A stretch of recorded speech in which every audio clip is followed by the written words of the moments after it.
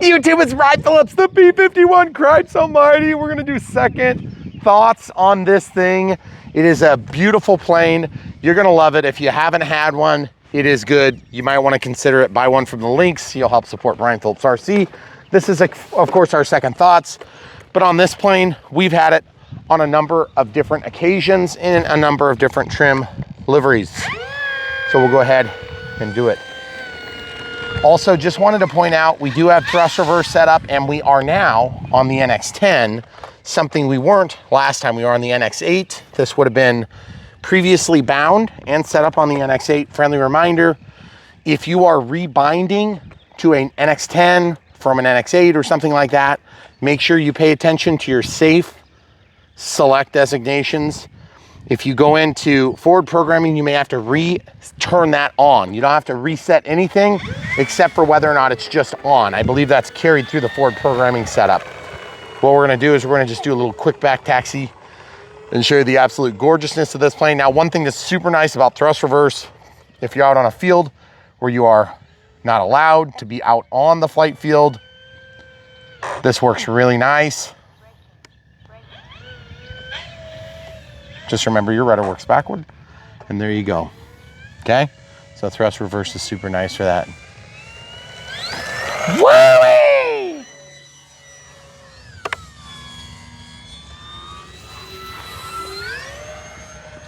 S 2200 is where it's at.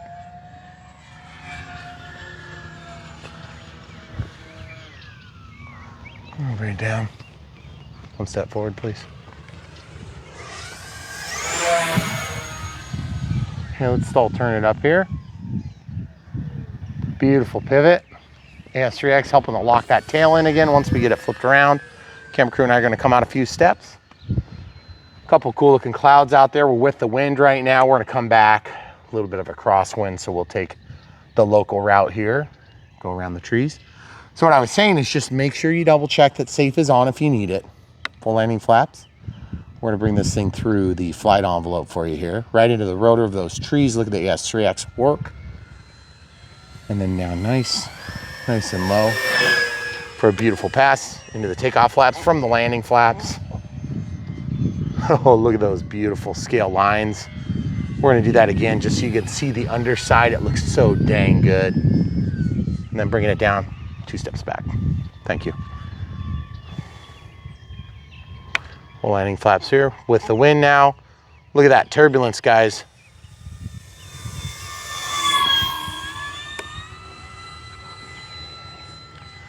Two steps to your left. Thank you. 2.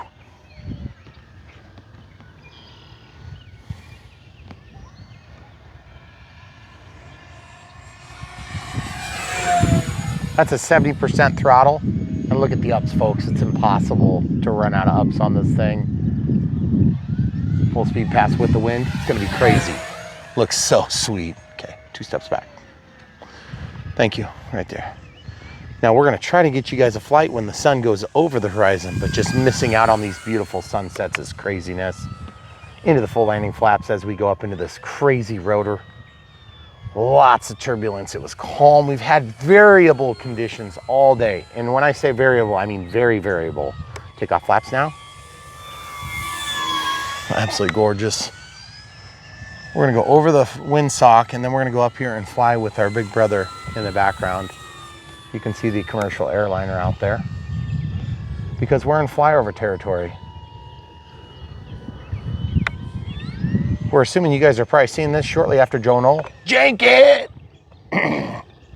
Hopefully we saw you at Joe Knoll. I bet it was a blast, but I guess we'll have to wait and see. But if you guys are new to the channel, we've been doing this for about 9 years. We love filming and reviewing these radio-controlled airplanes for your viewing pleasure both, and also for the pleasure of helping you make good decisions. That's what we like to do here, prevent one-and-dones. Help people get back into the hobby that have abandoned it for one reason or another throughout their life and now want to get back into it because they've got more time, or they just decided, hey, I'm going to have a good experience this time. That's what we do here at Brian Phillips RC. We know that you guys are one of the most supportive, amazing audiences in YouTube history. And we love doing this stuff for you.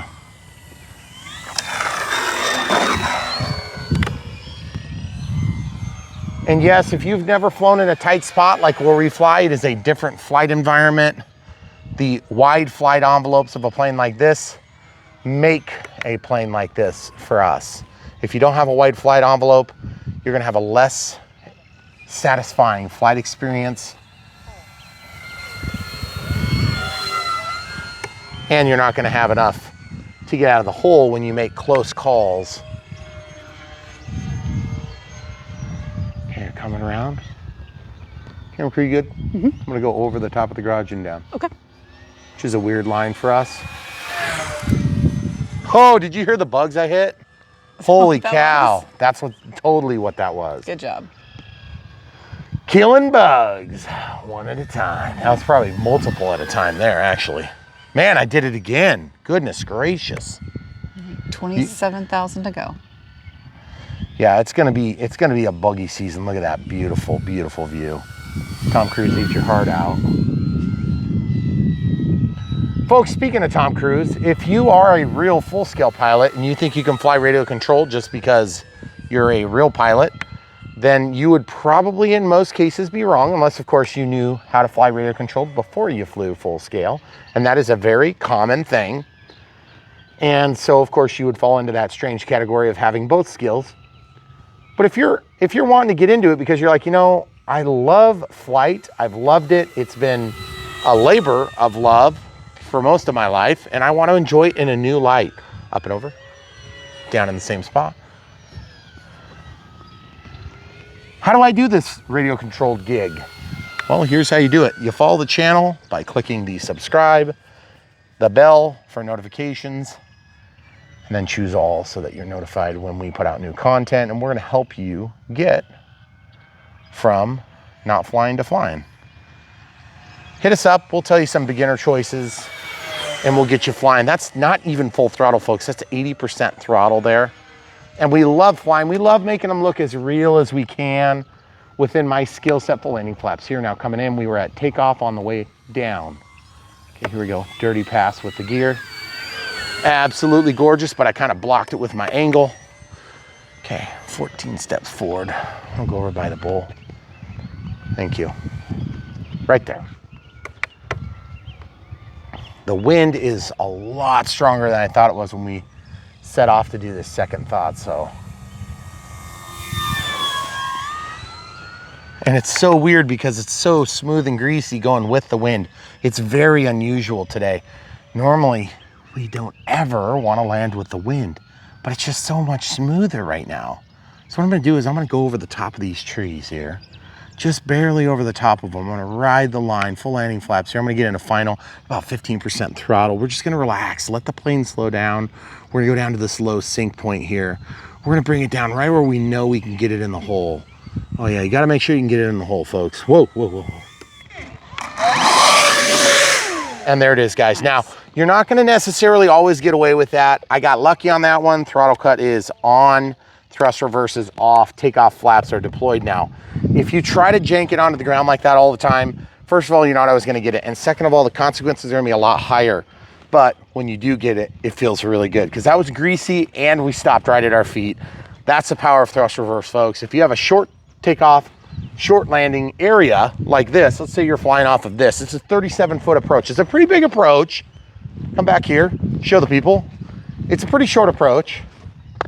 And so what would be nice is if you could take off and land from there. Well, you might be thinking of, hey, that's like a basketball court. Well, actually a basketball court would be 50 feet. So you've got a little bit more room to spare. And that's part of the reason why when we fly off of this runway, you might be thinking, who wouldn't in their right mind fly off a 275-foot runway with all these bigger planes that you do? Well, I would, and here's why. Because I love this place. It's my place. It's where I want to fly, and it's amazing, and I know you guys like it. A lot of you are envious of having this area. Believe me, all you have to do is just spend a few $100,000, buy some land, and then spend a few $100,000 more to put your house there, and then you can control what you do there, which is really nice. But at the end of the day, we love it. We love it, and if you're gonna have a few $100,000 tied up in a house anyway, you might as well make it home. And home for me has a runway. Okay, so now we're gonna take off again, but I just wanna talk about this 2200 4S, right? We're about 4 minutes 30 past our timer, which was 5. So we're almost 9 minutes of flight time. Let's roll over to the telemetry. We're just gonna take note of something. That's pretty much spent, guys. We're at 13.9 volts. We like to dead stick land them, but you know what we're gonna do tonight? We're gonna do something totally fantastic. We're gonna switch the battery. Camera crew is gonna hold the transmitter, and she's gonna let me take the battery. This is a new one. We got this for the F-14, okay? So first things first, let's talk about switching batteries. One of the things we like to do in Second Thoughts videos is show you some of the gripes we have that we've noticed over time. One of the gripes I've always had on this model from every brand that's made it is that you get crushing right here, okay? Very minor issue. It's very superficial. If you get touch-up paint, you can cover that up every day, but I do notice it. Also, secondly, this antenna almost always likes to break free. And if you have to transport your planes, I found that the P-51 would always be upside down. So I'd always have it on top of a bean bag. We used to bring all our planes in our family car, the Traverse. Okay, so you can see even with beating the heck out of that pack, we're good. We don't have a bunch of puffing. Nice and square, okay? So we're gonna replace it with this one. And one of the reasons I like this pack so much is because it works in so many different planes, okay? 2200 4S is a great size class. If you're new to the hobby, say you're one of those airline pilots that knows how to fly big planes, but you don't know how to fly radio controlled airplanes, you don't want to have 400 batteries to start with. What's going to happen is you're going to invest a bunch of money and you're going to have a bunch of batteries that go bad.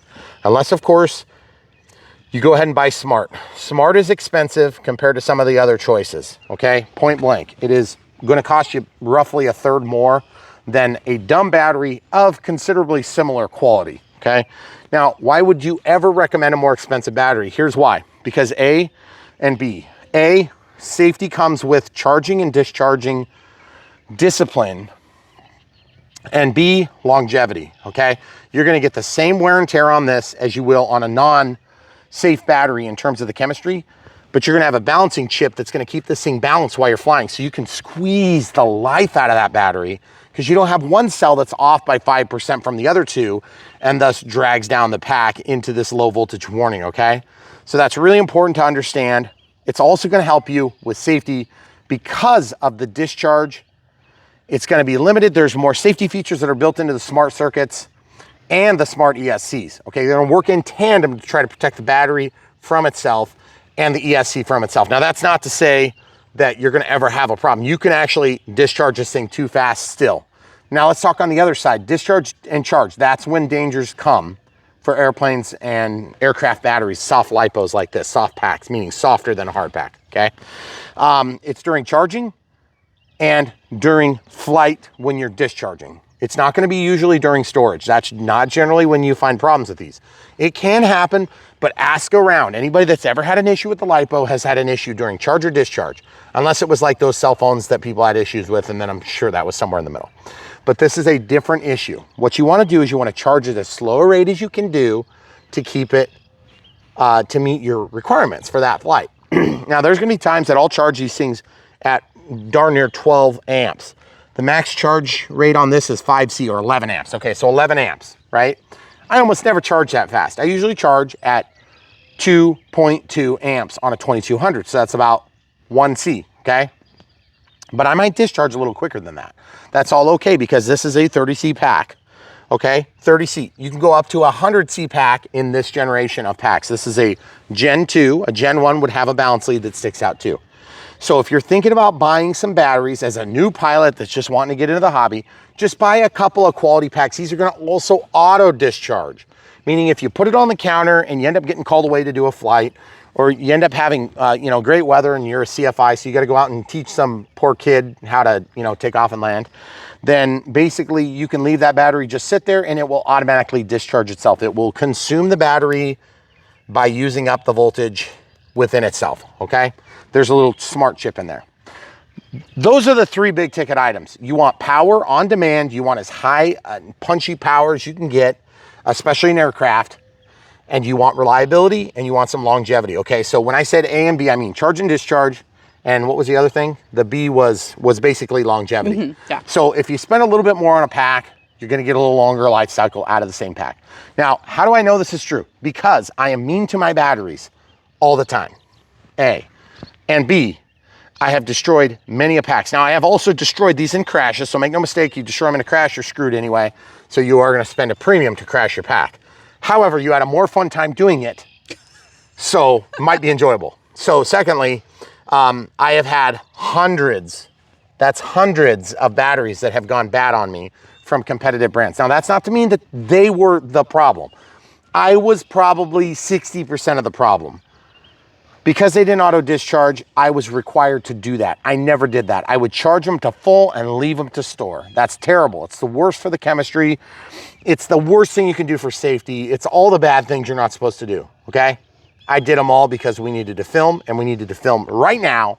We couldn't just wait, okay? Now, you guys might not be in that circumstance, and we totally get it, but we were, and so that's what we did. We also had fire extinguishers by, and we did some different safety measures that were off camera you didn't see. So anyway, that's not the moment. We're gonna talk about that. But I just wanted to say, Smart is gonna give you the benefits that you may not already have the skills to produce yourself. Like auto discharge is huge. These things are gonna auto discharge on Gen 2 to 3.9 volts, 3.9 volts per cell, okay? As opposed to 3.8 on Gen 1. You can change that. If you wanna go a little higher, you wanna go a little lower, keep a little bit more in the tank, you could go up to like 3.95, something like that. You could go up to 4, but remember, the higher you go above that nominal chemistry at 3.8, the less the life cycle is going to be on your pack. Yes, it does have to do with the number of charge cycles, but I think it has more to do with how fast you discharge and whether or not you bring it to a storage level when not in use. I set mine to 240 hours. That's a long time. You could set it to less, 72 hours. You got 3 days to use these things. And for most people, that's a long weekend, so you're good. Okay, if it doesn't happen then, you're gonna have to charge when you're ready to go anyway, okay? So buy yourself a couple of these, buy yourself a quality plane. This P-51 would not be a great place to start. However, people always ask us this, can I start with the P-51? And not just the P-51, can I start with a blank? You fill in the blank, whatever we're reviewing. The answer is maybe. I had this for like my third plane. My first plane was like a 10-gram plane that I flew inside the house called an Inum, okay? It was like a small indoor flight, had no stabilization, no nothing. I did eventually come to practice a lot with that plane, develop some skills, but really it was the Sport Cub S that was kind of my first plane, okay? And then in tandem with some other drones and little helis that I would fly around the house that helped me get the basic controls down. But for me, shortly after, I think I had a Habu UMX, and then I had a Delta Ray, but a lot of these kind of came at the same time. It was the Blondie. Favorite. 1.2. Beautiful red nose. Love that plane. Still have it, right? Yeah, I do. So I also have June Knights, 2 of them, and I love them. And great planes, and there's nothing wrong with them. Just comes with the territory for reviews, but look at this beautiful sunset. We're gonna start flying as we continue this conversation. But my whole point is this, guys. If you get good quality packs, your life will not be demanded. It won't be as hard around the batteries, okay? And that's what happens is if you get cheap batteries, you pay the price all the time. Now, that doesn't mean that you can't get a cheaper battery, build a couple battery adapters, and have a grand old time, and genuinely do so, okay? I'm not saying that's the case because it's not true. What I am saying is, by the way, you can see it's come up with a new voltage, which is pretty cool. We had it on that screen. It was saying 0 volts. So we'll scroll out to the main screen. We have a 5-minute timer. If you like flying by timers, then you'll want to get not smart packs because timers really limit your flight performance. So we're going to come over here and get ready to start. The other thing too is you're going to find punchiness of power and performance on a consistent level. You're not going to find that you are never going to puff a smart pack because I have puffed smart packs just like I've puffed dumb packs, but I do it on a lower frequency, okay? Let's see if we can get a better takeoff. Man, that thing is just wanting to jank like crazy today. I want to get some better takeoffs and landings now that we have better lighting. 15-20% throttle. Man, that thing is waggling around. You see that? Yeah, it is. It does not look like it's windy, folks, but it is windy. Make no mistake. Let's cornhole it. Boom! Just going so fast. Look at this upside down correction. That's crazy. Out of throttle. Roll it over. Oh, yeah. Could dead stick land now if I wanted to. Of course, I don't want to. Take off flaps. That cornhole was like one of the worst we've seen in a while. Some of these planes like to cornhole a little bit better than others. Cornhole is a made-up maneuver. It's more of like a snap roll, really. But we just go up and stick to the upper left or right. Oscillate back and forth. Okay, so gear coming out. Let's see if we can get a nice greasy landing. I did redo my windsock at the end of the driveway. Careful landing flaps now. Not using thrust reverse in final. We're gonna go over the top of this large tree. And here we go.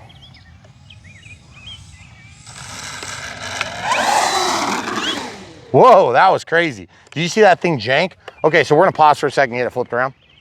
Okay, so other than that veer at the end, we're on the runway ready to fight another fight. Okay, so here we go. 3 minutes and 5 left on our timer. We're not even gonna worry about that. We're just gonna go to low voltage warning. This plane, I've noticed, is so torquey that it likes to really push that nose up and over. Because if you don't get into the power hard on this, it'll wander all over the place on you. I don't feel like we had that with previous ones, but it might just be that I was getting lucky, or maybe I had the elevator a little bit nicer. We're gonna go up and over, do a little steeper approach this time, just to show you can do it. Oh, man, that bird was so close to a bird strike. Around this tree, we're gonna have to cut that thing down, hon. I know. It's so weird because as I'm doing that, guys, I'm having to punch the throttle like this. That's literally what I'm doing there to keep it straight.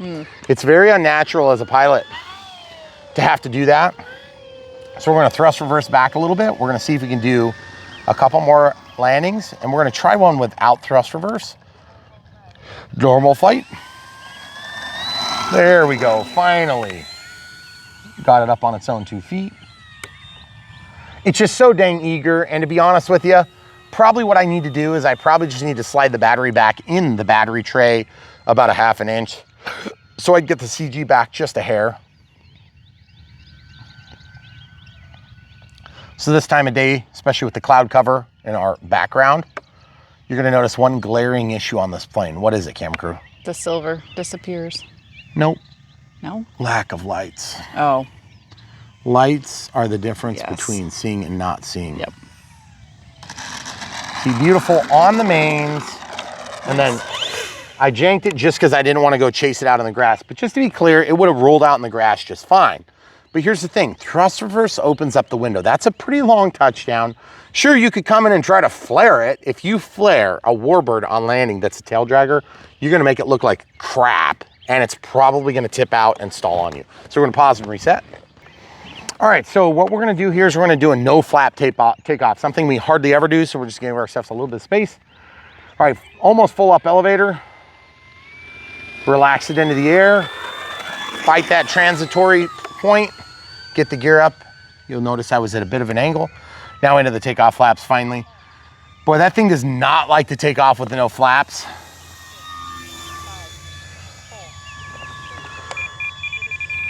You get a couple of clicks of trim. I can definitely tell that it's riding a little bit nose heavy with that battery centered in the trim, or in the, what am I trying to say? In the tray. In the tray. But as you can see, guys, the thing looks absolutely gorgeous.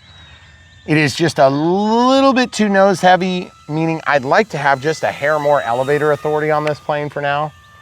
So I might do, slowing it down, showing the wide flight envelope. If you keep that nose down, you'll keep control of this plane. Okay, and the takeoff flaps now, transitioning into a little bit more throttle there. 50% throttle keeps that thing flying like crazy good. You just don't hardly need to do anything to keep it in the air. But when you're close and you're low and slow, like I do a lot of low and slow flying here, guys, you got to stay on it. Johnny on the spot with your throttle adjustments. And you see, I'm bringing it down so low so I can try to eat some of the airspeed. But on the mains, and it just sits right down, okay? Now, again, I'd like to grease it out and just wheels down all the way down the runway, but it's not liking it. So let's talk about the CG for a second. I'm in 1 minute and 12 past, been doing a lot of talking, touching, and going. Again, if you're a new pilot, these are some of the finite details that you may not want to have to fight on a first or second plane. And so if you get this thing for a first or second plane, you may actually find that it's a little bit too much to handle. That's part of the reason why you see it's a little bit farther forward than we were last time, okay? This just clicks in. So I'm just gonna slide this back, and that's actually gonna move the CG back. Or it's gonna move the weight back, so the CG is gonna be in a slightly different spot, okay?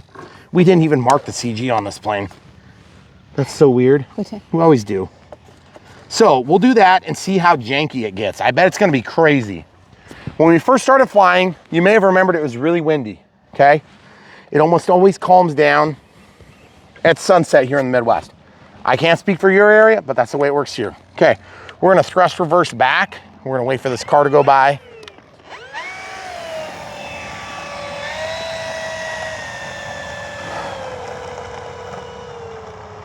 So if you guys are not familiar with what the June night looked like, the June night was black and white on the front and still had the invasion stripes.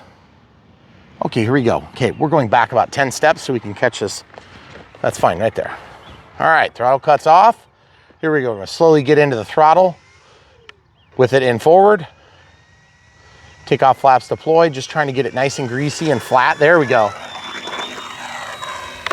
A lot of active management of that elevator to keep that there. There's probably 5 or 6 different movements you have to do to keep that thing tame. Takeoff flaps now.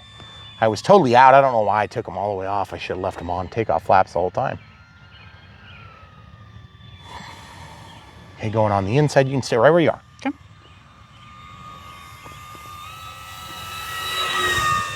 It's feeling a little bit more juicy, a little bit more touchy, which is the way I like it for this flight performance. Okay, let's try the cornhole out of the flaps.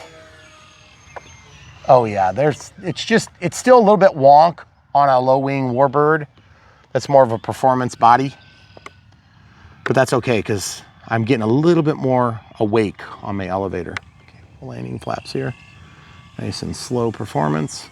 Let's see if we can slow it down.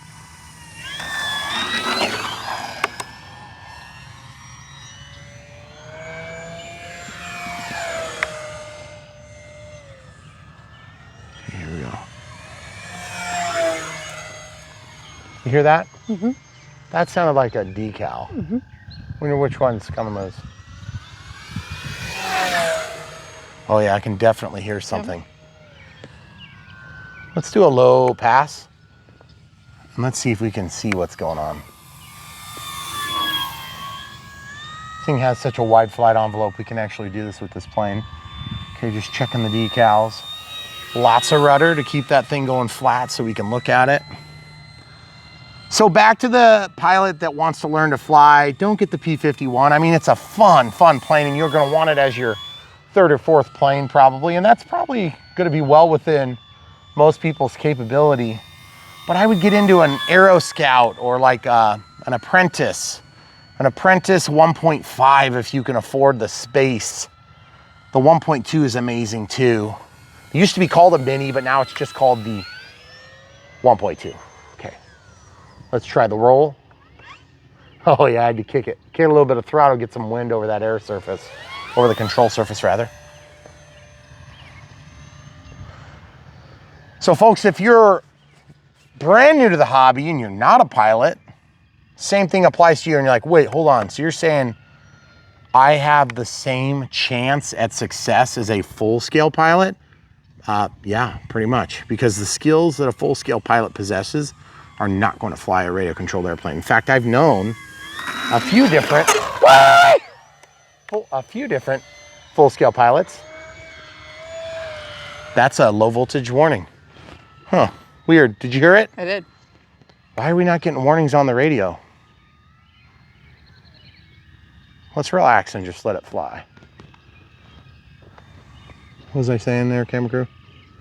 I've known a few full-scale pilots who cannot fly radio controlled or cannot fly very good. I bet I prop strike that thing on every blade, all of the 4 blades. Okay, full landing flaps. We should be getting a critically low alarm on our telemetry if it's truly low. But it might just be that we janked it so hard or we created an extra amp load when we were dragging the prop there.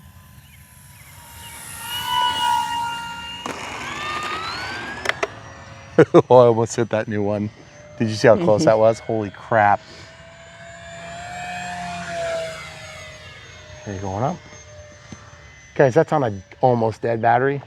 We're only 6 minutes 45 past our starting 5 minutes. So we're like 11 minutes into this. 11 minutes into it, let it fall. Oh yeah, just do what you're gonna do there. So cool.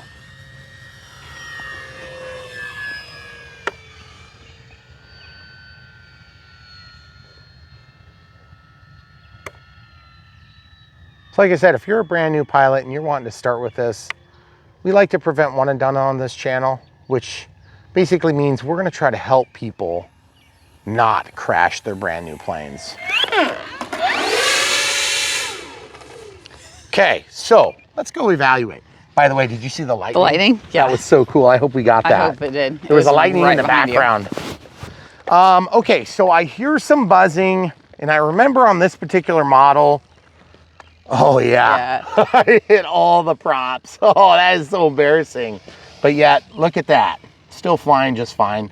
What I'll do to fix that is I'll take a sanding block and just knock them down, or just replace it. But I don't generally replace stuff, guys, because I have so many planes, it's okay. It's not gonna be a big deal. All right, so what I wanna do is I'm gonna look for decals that are delaminating. I remember I had an issue with my tape on my flaps, and I bet that's what it was, because we had stored, Right there. we had stored this P-51 in a stack. And what happened was one of the flaps got pressed by a landing gear of another airplane. So we're gonna take off and land. We're 8 minutes 29 past. We're gonna take off? Yeah, we're gonna take off right there. Okay. Perfect. Okay, here we go. Because we have the juice. It's a nice efficient takeoff, not wasting a lot of power and juice. So now you guys may notice I love shooting takeoffs and landings. But one thing I don't love is shooting takeoffs and landings in the light where you can't see stuff. And you may notice that I do that a lot with my takeoffs and landings, is that I'll roll into the main. Part of the reason I do that is because of the nature of our runway. I hope you don't think it's because I'm a bad pilot, but truth is, you can engage one landing gear and then you can allow it to relax into the other. Try not to slam it. It's one of the tricks I use. Boy, that is threading the needle right there, folks. I almost went off the side there too. Okay, get her going up. Okay, we're gonna bring this back in. You may have noticed that we've been flying for like 10 minutes plus on this, but a little bit ambiguous on the exact flight time because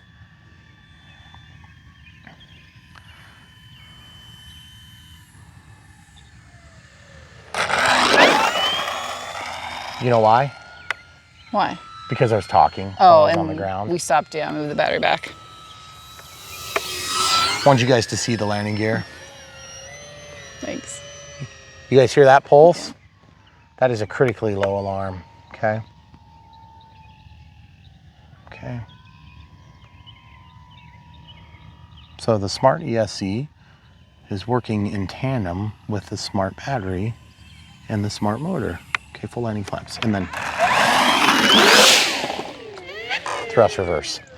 Okay, so let's talk about time. 10 minutes 35 plus 5, throttle cuts on. Now, there was a lot of jabbering on this, and also I didn't hear any buzzing, so we must have found that little tail that was buzzing. Catastrophic failure or not? I don't know. Could have led to something, an asymmetry in the flap deployment, which would have led to a bit of a roll, but it's an inboard flap. So I don't know how bad it would be on this plane.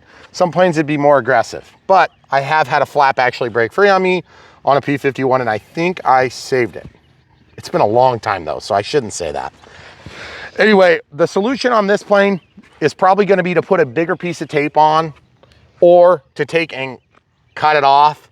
The problem is you're gonna peel it, you're gonna lose your silver paint, almost certainly. Yeah.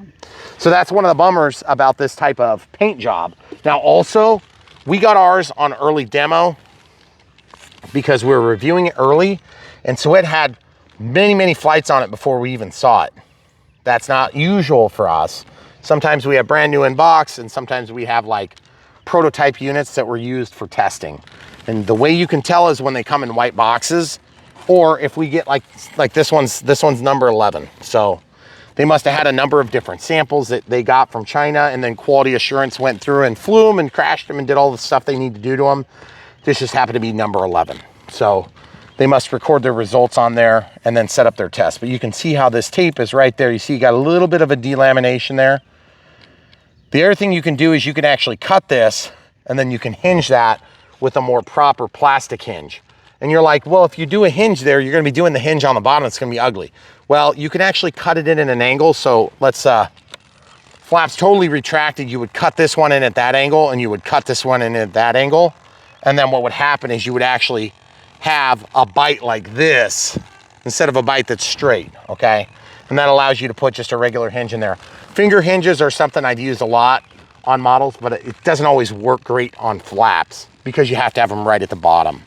So other times you can just take this tape off. Now this is black, that'd be easy to touch up. The silver is the hard part.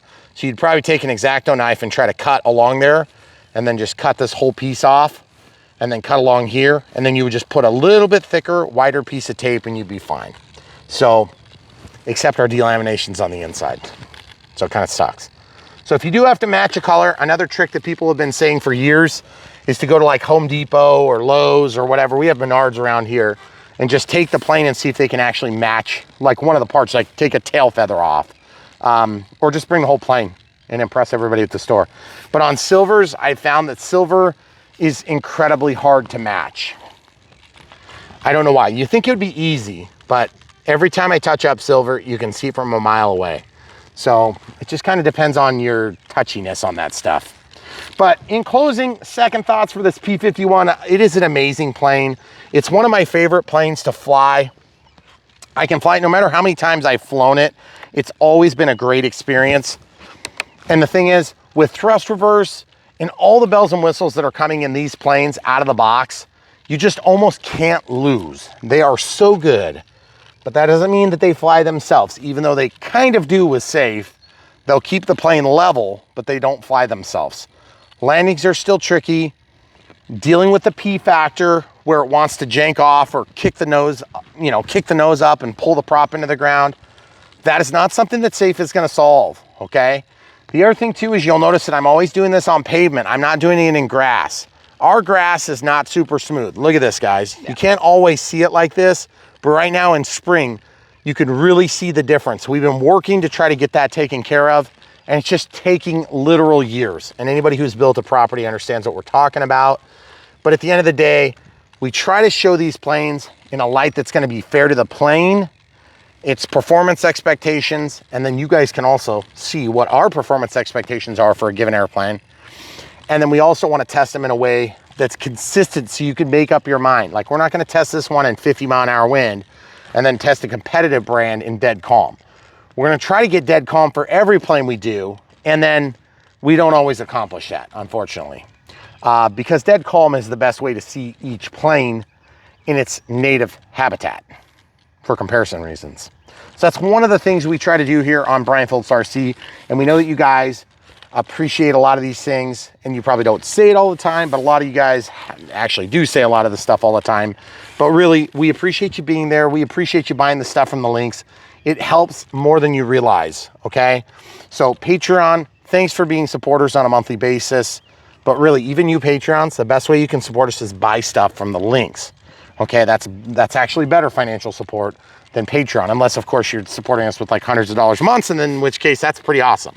So do that too. But normal people that are gonna be sending like $5, $10 donations on, once every 3 years, that's amazing, and it makes a big difference. But we would rather you just save that money, buy an amazing plane from a link, buy a battery from the link, buy a transmitter from the link, a charger, whatever it is you need.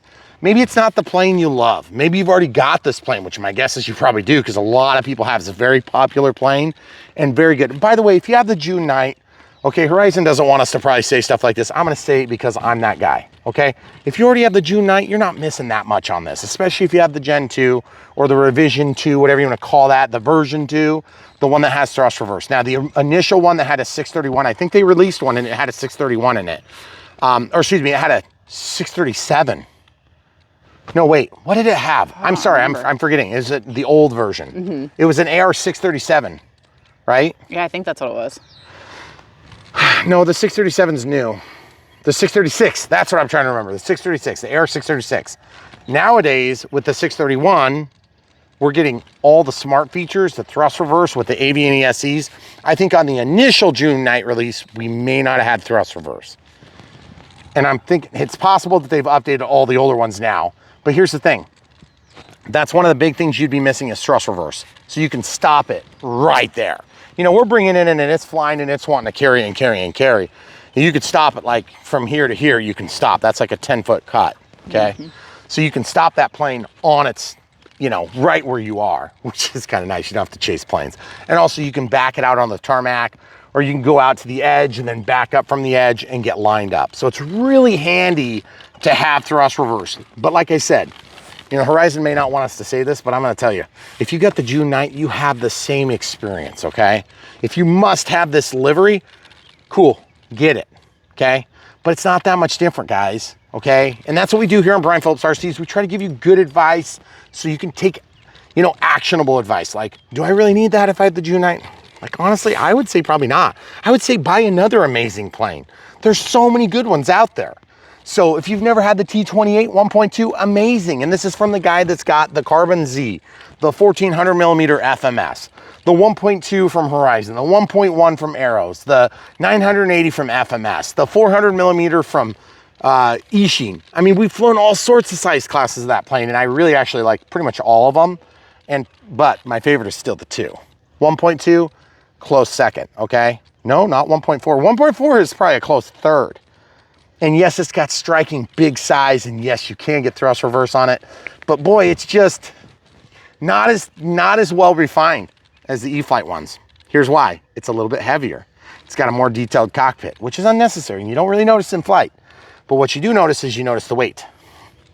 So lots of things there to consider, and we try to bring these to you and serve them up on not so much a silver platter, but a platter that's gonna help you guys make good decisions with your RC bucks.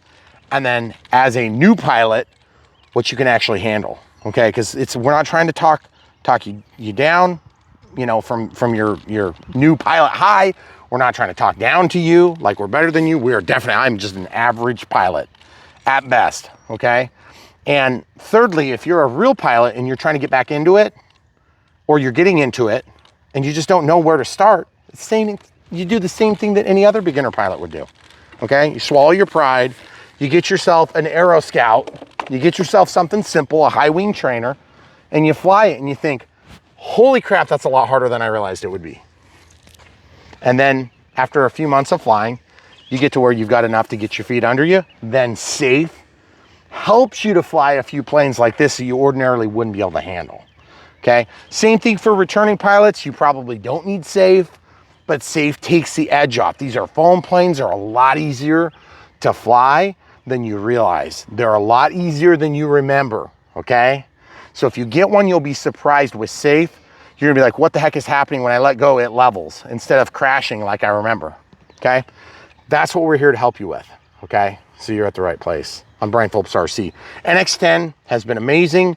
It's more than you need for this particular plane, but I'm gonna give you this guarantee, guys. If you're in it deep enough to get a P-51 like this, you might as well just take, instead of putting good money after bad on something sub 10, and just get the 10, okay? Now the 8 is great. It's gonna get you a long ways, admittedly, okay? The 6, don't do it. I mean, it's a great transmitter, and if it's all your money can afford and you don't mind blowing another 500 bucks, by all means, buy one from our links, okay? But at the end of the day, you're gonna probably end up here, or you're gonna end up at the NX20 or the IX14 or the IX20 or whatever is going at the time. You might want more channels. I'm gonna tell you this right now. We haven't run out of channels if we have 10. We have run out of channels on 8, but I have 150 plus models in here. We use them. So anyway, just food for thought. We try not to make conclusions like best, cheapest, fastest, bluest, lowest wingest, whatever. That's a bunch of BS, marketing BS that you guys don't need. And we're here to help you guys decide between really good models, because make no mistake, everything online is made to look good. Not everything online is good, okay? It's very easy to make a model look good for a video. It's different to have a plane that looks good and then looks good again, and then looks good again, and then I crash it and it still looks good. That's different, okay? And that's what we try to bring you here, is planes looking the best that they can do with my skill set. And you guys know where I am because you've been watching for a long time and you have a feel for that. So this plane, the P-51, is amazing. Like I said, if you've got the June night or you've got a Blondie from back in yesteryear, amazing. And then before that, I think it was a Texan, although the Texan, I think, was in a 1.1 meter instead of a 1.2 meter. Beautiful trim livery though, I loved it. This one here, the blue doesn't pop as much against the cloud cover and sky as the red did. And the June night had the olive drab on the top, and it was just a different look. Definitely warbird. This one's obviously definitely warbird looking, but I think they all look good for their own reasons. Cripes almighty, you know, it's a beautiful warbird. And it's clean, it's simple, it's basic, okay? So, well, there's really nothing basic about a P-51, to be honest. So, but if you're in the market for a P-51, I think you're gonna be very happy with this. And unlike most models, I don't like the way the 1.5 meter flies. I like the 1.2 better than the 1.5.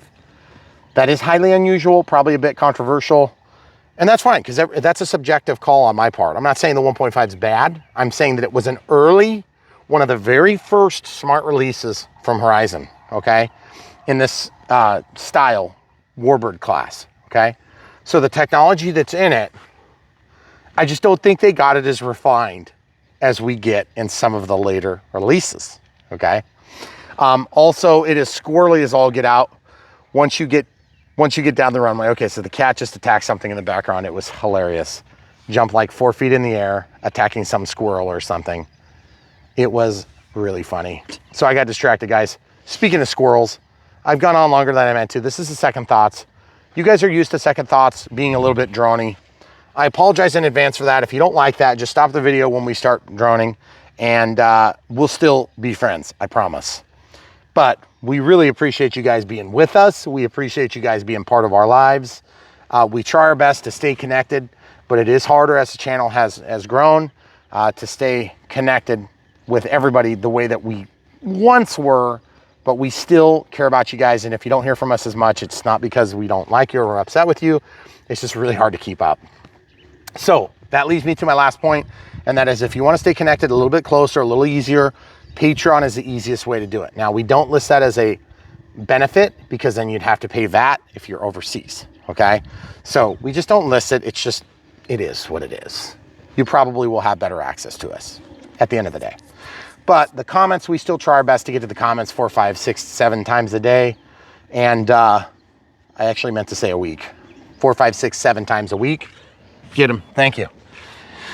And we really appreciate you guys being there for us in the comments. And also, we're super excited. Megan and I are about ready to pack up and go on our first RC journey together, which is going to be super exciting. And we have no idea how it's gone. Maybe it's going to be a really life-changing event. Maybe it's going to be super lame. I doubt it's going to be the latter because you guys are going to be there. So we're super excited for it. You guys already knew about it. This is after the fact, right? This is after we got back, yeah, right? This should publish after we get back. This should publish after we get back. But just so you guys know how this works in the real world, we film stuff when the weather's good, and then when the weather's bad, we're working like crazy on the next thing, okay? That's the way it really works. And we've got a trip planned. We're going to be out of town for a few weeks, not weeks. A few days. Where are we going? Goodness gracious. It's exciting. Yeah, we're gonna be gone for a few days, and it's kind of a big deal for us because it's like we have a lot to take care of here, and we have 4 kids, and so it's like really exciting. Megan and I have been married for many years, almost 2 decades because we are that old, and so we're kind of excited to have a little getaway in a really long. So it's gonna be like a little honeymoon, except you get to share me with all these people that watch. Sweet. It's gonna be I'm amazing. just gonna leave you there, and I'll go do something by myself. Yeah, right. So anyway, guys, we're super excited to see you at Joe Knoll, and we're thinking about doing another one or two. Are we announcing that yet? Yeah, I mean, we've mentioned that we'll probably be at RC Fest one day. Yeah, RC Fest. We're going to try to go to RC Fest, and we'll see you there if you guys are close to Illinois area. So, of course, we're in central Iowa, so for us, that's an easy drive. South Carolina is kind of a long ways. We have to buy airline tickets and stuff like that. And no, nobody's sending us money for it. Don't worry, just because we do reviews on planes, there's nobody like beating out, get to the event, take our money. No, that's not the way it works. We're just going there. We're paying for all the stuff. And so that's part of the reason why we really appreciate you guys helping to support us, because that's going to be a big expense. And we'd like to bring the whole family, but it just doesn't make sense right now. Our kids are a little bit too small to be wandering around on their own, unattended, while I'm distracted by, you know, thousands of 5-minute conversations. Right, 5 minute. So anyway, we hope you guys enjoy it. We know that you're here for the true love of the hobby, and that's what we try to bring at Brian Phillips RC, and we know you guys see it. So stay tuned, so much more coming, and we appreciate you checking out brianphillipsrc.com. That's our domain. And then if you see a link that says bprc.me, that's our short links that help us to make more links fit on our overpacked video description down below. Yes. And it just helps us with analytics, and then it also helps us to redirect so that we can control the domain and have clean and concise links, instead of having to depend on a company like Bitly, or back in the past when you'd have Google short links and things like that, because long links take up a lot of characters and we are limited on our YouTube videos. Yep. And if you click on the video description and you scroll, you'll understand why. And links change, and then it's impossible for me to keep up. The camera crew literally has spent probably months of her life, maybe a year of her life, updating links. Probably. On videos. It is a huge amount of work. But if you guys follow the links, it pays back. It helps us to literally fund this channel more than anything else we do. The ad revenue is great. You know, we'll take it. But, you know, YouTube can pull the rug out from under your feet anytime they want. And Horizon could do that too, but thank God they haven't done that. And same thing with the other companies we work with. And part of the reason they haven't is because we try to bring high quality content, and we try to take care of you guys by giving you good information so you can have actionable data. And then you can make a decision. And if that decision includes buying this model, great. If it includes buying something else, fine. It doesn't make a difference to us. We just want you guys to be taken care of. We want this audience to get bigger. We want this hobby to grow. We want people to have more legislative authority and control, you know, over our real surroundings. I mean, who wants regulation over toys? Not me. But we're in that world. So when bad guys do bad stuff, we got to respond accordingly. And so unfortunately for us, if our hobby dies with grandpa, it's done for your kid. So don't let that happen. And how can you do that? By getting people watching videos like this, getting people buying planes like that, and buying a lot of them too. Not just one or two a year. You know, that's gonna not really help that much, but it will help. If you're buying a couple planes, by the way, if you're buying one or two a year, you're buying one or two a month. Because that's what happens, is you'll get into it and eventually you're gonna be an addict like me. Yeah, and you'll say, no, I just need one plane. You tell your wife 1 or 2 a year. 1 or 2 a year, yeah. You tell her that. It's getting dark. We gotta go, guys. Thanks for watching.